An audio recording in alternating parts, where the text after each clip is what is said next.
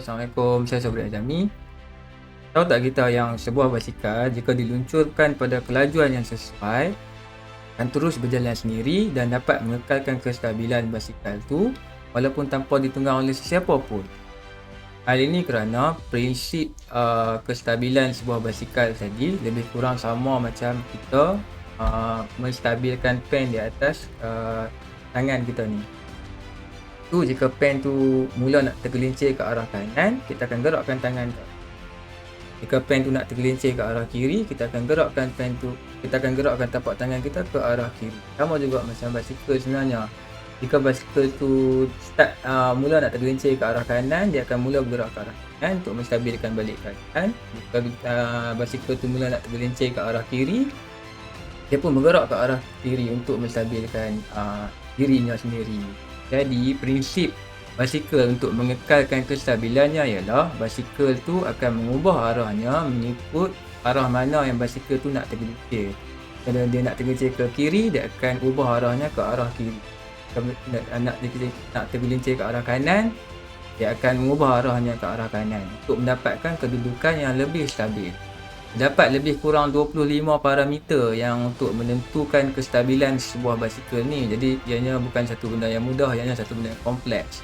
Tetapi terdapat 3 prinsip mekanisme yang terjadi yang membolehkan basikal ni mengubah arahnya sendiri dan seterusnya mengekalkan kestabilan basikal tersebut. Kaedah mekanisme yang pertama ialah gyroscopic precession. Gyroscopic precession ni saya akan cuba terangkan dengan menggunakan kedua tangan saya ya. Katakan sebuah basikal tadi bergerak ke depan dan kita melihat tayar depan basikal tersebut dari arah belakang. Seperti yang kita tunjukkan. Jadi kita akan nampak tayar putaran basikal tu ke arah depan. Mengikut hukum tangan kanan, ia akan menghasilkan angular momentum ke arah kiri. Yang ni disifatkan sebagai angular momentum. Angular momentum akan terhasil ke arah kiri. Angular momentum ni akan sentiasa bersudut tepat dengan satah tayar basikal tersebut. Sentiasa bersudut 90 darjah. Jadi katakan tayar tersebut bergerak dan tiba-tiba katakan tergelincir ke arah kiri kerana ditarik oleh daya tarikan graviti. Masih menurut prinsip hukum tangan kanan tadi, daya graviti menarik ke arah kiri dan menghasilkan satu daya ke arah belakang yang dinamakan sebagai torque. Torque ni akan mula mengubah arah angular momentum, iaitu arah angular momentum ni akan berubah untuk mencapai ketinggian yang sama dengan torque ini. Bila arah angular momentum ini berubah, kerana angular momentum ni perlu 90 darjah bersudut tepat dengan satah tayar basikal tadi.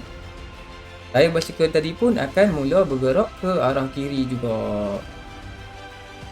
Jadi secara kesimpulannya, jika tayar tu nak terjatuh ke sebelah kiri ataupun basikal tu nak start tergelincir ke sebelah kiri, tayar tu akan mula merubah kedudukannya ke arah kiri. Jika nak, dan juga sebaliknya lah.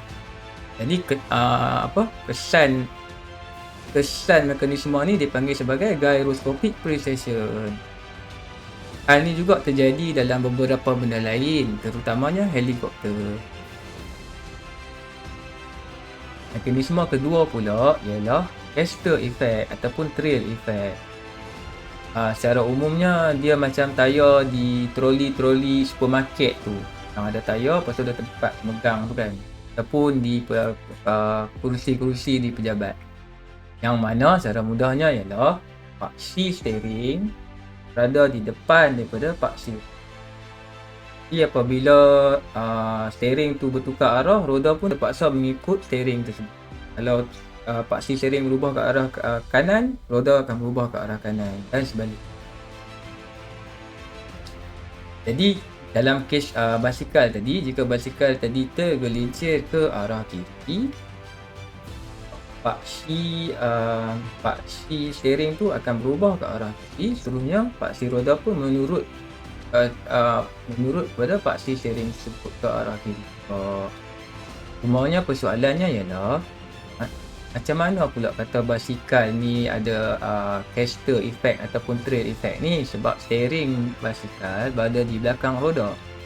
Tapi kalau kita tengok dengan lebih jelas, kita akan dapati sebenarnya unjuran paksi steering basikal berada di depan sikit berbanding unjuran paksi tayar di depan tu. Jadi hal ini menyebabkan basikal pun masih dapat caster ataupun trail effect. Sebenarnya caster effect dan trail effect ni terdapat juga dalam benda lain, terutamanya macam contohnya kereta. Mekanisme ketiga pula bagaimana basikal mengubah arahnya ialah melalui weight distribution ataupun pengagihan berat. Kita akan dapati bahawa pusat berat bagi steering dan pusat berat bagi tayar berada di depan sikit daripada paksi steering.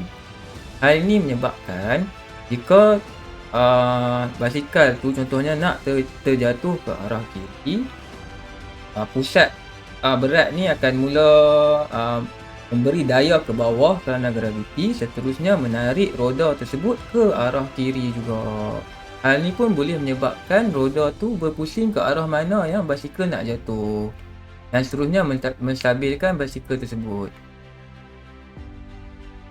Dan seterusnya ketiga-tiga mekanisme ni bekerjasama, termasuklah dengan 25 parameter yang lain di dalam basikal. Contohnya jarak basikal, jisim roda, besar roda, inersia, kelajuan.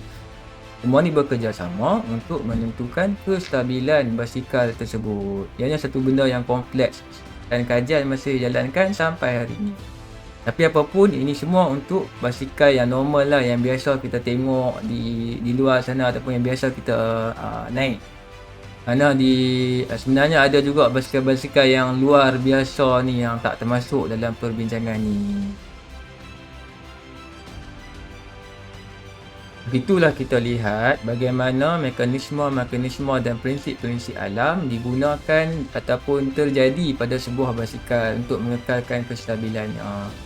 Jadi sebenarnya itulah hakikat penciptaan. Sebenarnya kita yang mencipta ke ataupun pencipta alam ni yang mencipta, kan?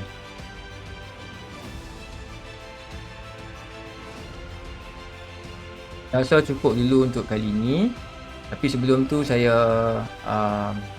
untuk makluman semua yang saya kongsi tadi atas berdasarkan ilmu saya sedikit ni lah, sebab saya pun bukan engineer, saya bukan saintis, saya bukan ahli fizik, saya bukan ahli matematik. Saya hanya seorang yang agak minat dengan ilmu pengetahuan dan saya share dengan semua orang. Kalau ada benda yang salah, sila tegur saya di ruang komen di bawah. Saya sangat hargainya kerana kita boleh berkongsi ilmu. Okey, sekian. Bye. Peace.